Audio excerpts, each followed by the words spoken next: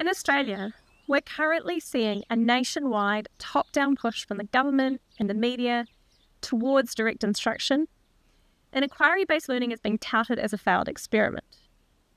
But what if we told you it's not about choosing one over the other, but finding a balance that brings out the best of both approaches?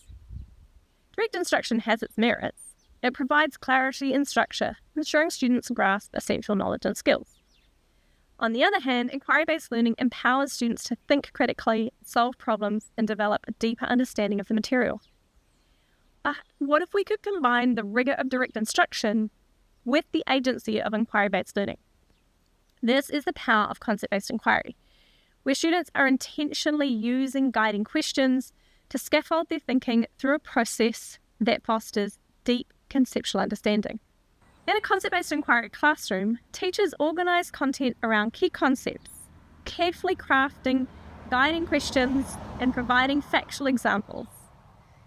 My colleague Carla Marshall and I designed an inquiry cycle where students are guided and supported by their teachers, ensuring they stay on track, while exploring concepts in depth. The beauty of concept-based inquiry lies in its ability to provide the best of both worlds. Students are engaged, motivated, and empowered to take ownership of their learning journey. So, let's move away from the false dichotomy of direct instruction versus inquiry learning. Instead, let's embrace a balanced approach that promotes rigor, clarity, and student agency.